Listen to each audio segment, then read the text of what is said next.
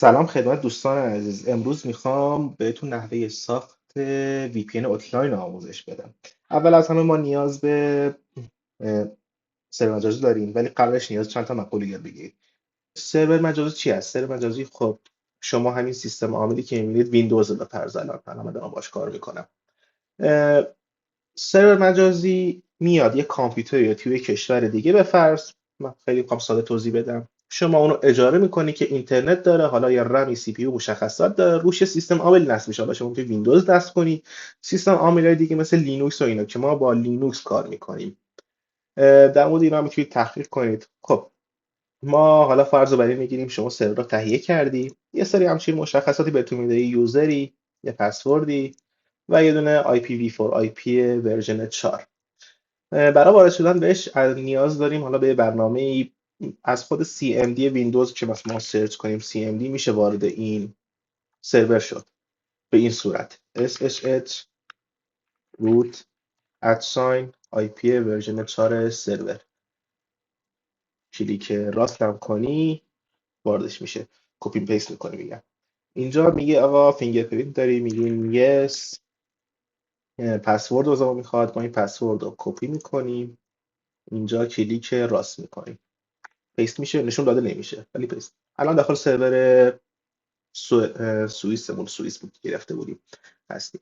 ولی خب من خودم ترجیحم از برنامه‌های دیگه استفاده می‌کنیم که خیلی ظاهر شیک‌تری داره و بهتر بهمون ارائه داده میشه. یکی از برنامه‌ها ترمیوس هست، سرچ می‌کنیم، همین سرچ اوله با بازش که می‌کنیم سایتش میگه آقا دانلود کنید. حالا باید دانلودش فکر کنم استارت رو بزنیم و ثبت نام کنی، درسته. حالا ما این آخر دانلود داره، دانلود میزنیم، نصبش میکنیم، داخل برنامه میگه ثبت نام کنید، ثبت نام هم حالا میکنیم. بعد وارد که بشیم یه همچین محیطی داره برنامه. قسمت هاست ها که اینجا میتونید سرورتون اضافه کنید. من میذارم نیو هاست که سرور به این صورت اضافه کنیم. میگه آی پی سرور، ما آی پی رو اینجا میدیم و اینجا کاری با این قسمت ها نداریم. تگ و حالا چیزای دیگه هستن که چیزای عمومی برای یادداشت خودمون بدونیم چی از سرور. یوزر نیم، روت، پسورد هم که همین بود. وارد میکنیم، سیو رو میذاریم اینجا و اینجا حالا وارد میشه. لیبل هم میتونیم اسم دلخواه بدیم سرور، مثلا من سرورم سوئیس، خیلی سخت نوشتنش، اینطوری نیستیم. سوئیس، یه دو نقطه آی پی هم میذاریم که بدونم این سرور سوئیسه. برای وقتی که سرورمون خیلی زیاد شد ما سرور رو از هم تفکیک بتونیم کنیم، بشناسیم کدوم سرور از کجا گرفتیم و اینا. حالا روش چند بار کلیک کنیم میره برای لاگین سرور و میگه دست اوکی اد و پسورد رو میخواد. اینجا دو گزینه داره، یک کانتینیو اند سیو که میاد پسورد رو سیو میکنه، سرور بعد نخواد دوباره وارد کنیم، کانتینیو که حالا فقط میره جلو دیگه، میره داخل سرور. ما همین رو میزنیم و میره داخل سرور. این سرور ما هستش، سیستم عاملش هم لینوکس اوبونتو هست، اوبونتو 24.04. بخوام براتون بگم که چطوری اول تشخیص بدیم این سرور آی پی ورژن 4ش فیلتر هست یا نه. برای حالا وی پی ان ها این آی پی ورژن 6 هست دوستان، اینجا نوشته شده آی پی ورژن 4. ما ورژن 4 رو کپی می‌کنیم، یه بار اینطوری انتخابش کنیم، روش کلیک چپ کنیم، کپی میشه. میریم داخل مرورگرمون برای اینکه ببینیم فیلتر هست یا نه. آی پی داخل ایران وارد یه سایتی به اسم چک هاست میشیم. حالا من داخل گوگل سرچش میکنم چک هاست، سایت رو باز میکنیم. یکی از سایت های خوب برای تست گرفتن که آی پی فیلتر یا نه پینگ میده این. ما اینجا آی پی رو کپی پیست میکنیم، گزینه پینگ رو میزنیم. اینجا ببین از کشورهای مختلف پینگ میگیره، آیا سرور سالمه تو اون کشور. مثلا آلمان 4/4، ایران این موارد هست. میبینیم هم تو تهران، هم تبریز، شیراز، مشهد، کرج و اصفهان، هر تاش همشون پینگ میده. از 4 تا پینگ که گرفت 4 تاش اوکی بوده، پس یعنی سرور ما سالمه، فیلتر نیست، میشه ازش به عنوان سرور وی پی ان استفاده کرد. خب داخل سرور بودیم. برای اوتلاین چه کارهایی لازمه؟ اوتلاین خیلی ساده است، نیاز کار خاصی نیست داخل سرور، یعنی کد خودش بهتون میده. فقط قبلش ما این سرور رو آپدیت کنیم. داخل لینوکس آپدیت کردن با دستورات هست. دستور آپدیت هست اینه apt آپدیت. حالا از چت جی پی تی هر جای دیگه شما بپرسی بهتون میگه که دستورات چیا هستن.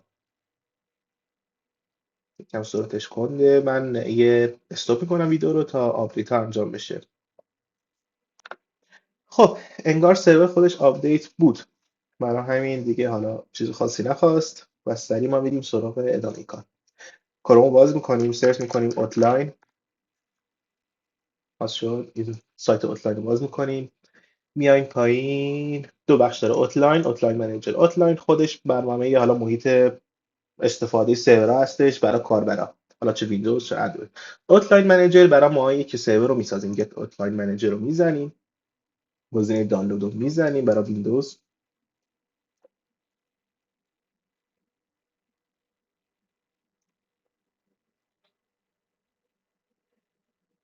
منتظر میمونیم دانلود بشه.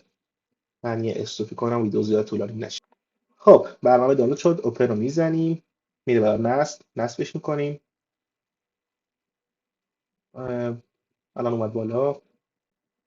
البته اوتلاین فیلتره، ما نیاز به یه فیلتر شکن داریم برای استفاده ازش. حالا من خودم فیلتر شکن دارم، شما فیلتر شکن خودتون استفاده کنید. روشنش کنم، یه بار دیگه بازش کنیم. خب اوکی. اینجا میگه سروری که میخوای تبدیلش کنیم به سرور وی پی ان از کدوم دیتا سنتره. حالا ما این گزینه ادوانس رو میزنیم، چهارمی، به همون یه دستوری میده، میگه نوشته که میگه اینو داخل سرورتون وارد کنید. ما اینو کپی میکنیم، کنترل سی، و میایم داخل سرور، کلیک راست رو میزنیم، پیست میشه. بعد یه اینتر میزنیم و دستور اجرا میشه. منتظر میمونیم و بیشتر منتظر میمونیم. خب اینجا میگه داکر نصب نیست. اینا میخوای نصبش کنیم، ما میذاریم یس بای اینتر. میره نصب داکر. پیش نیازهای سرور اوتلاین میگه یکم زمان میبره، ما صبر میکنیم.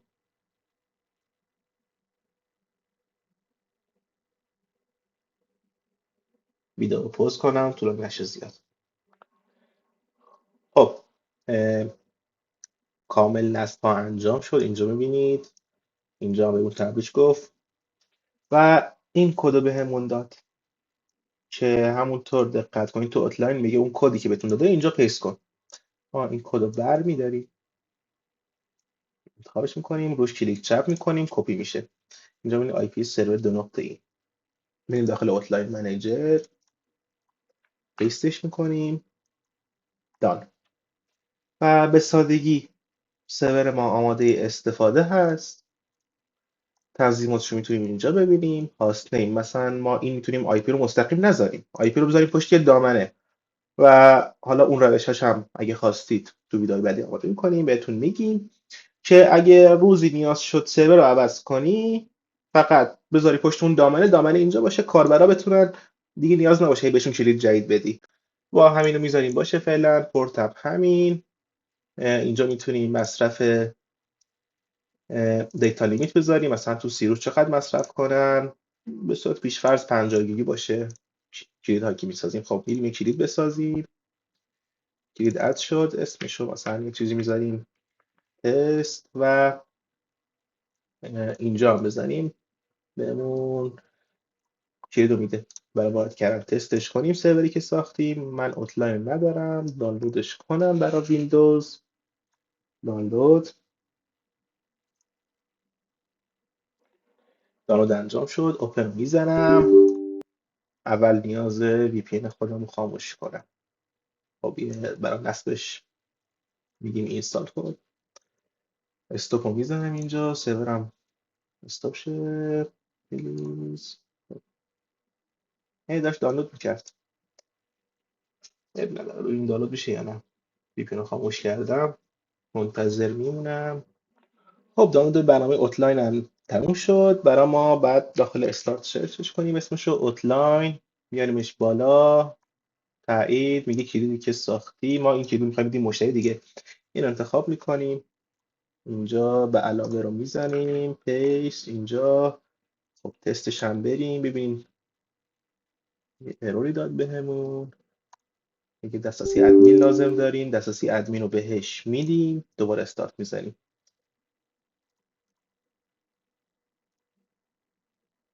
نمیشه.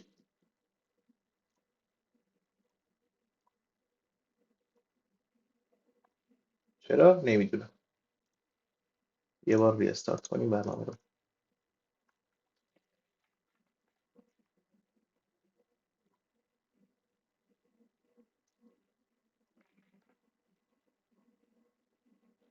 من این کلید وارد گوشی کنم، تو گوشی تستش کنم ببینم اونجا اوکی هست یا نه.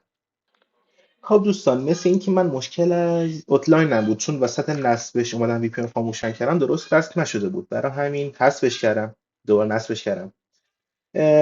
بریم دوباره مراحل رو داشته باشیم. من کلید رو باز میکنم، دوباره کلیدمو کپی میکنم، اینجا ادش میکنم و استارت رو میزنیم.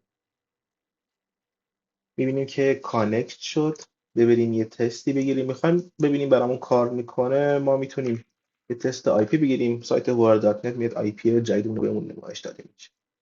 میبینیم که آی پی سرور زده آمریکا، که سرور که سوئیس بود. چی بگم، یه بار دیگه تست کنیم. اینجا برامون میزنه آی پی مون رو، داخل همین سایت چک هاست که آی پی مون اینجا از سوئیس. حالا ما میایم آی پی رو کپی میکنیم، ببینیم واقعا آی پی مون از سوئیس یا آمریکاه. ما اینجا آی پی رو کپی کنیم، همین سایت علاوه بر قسمت پینگ اینفو هم داره. اینفو رو بزنیم، اطلاعات آی پی مون به اون نمایش داده، نمایش میده که میگه آقا از این دیت، از این مرجع آی پی ها ما شناسایی کردیم که اینا آی پی سوئیس هستن. ولی این سایت حالا گفت نمیدونم. یس. الان اوکیه. من فقط میخوام چک کنم ببینیم مشکل این آی پی چیه. یه سایت خیلی خوب که همیشه بروزه.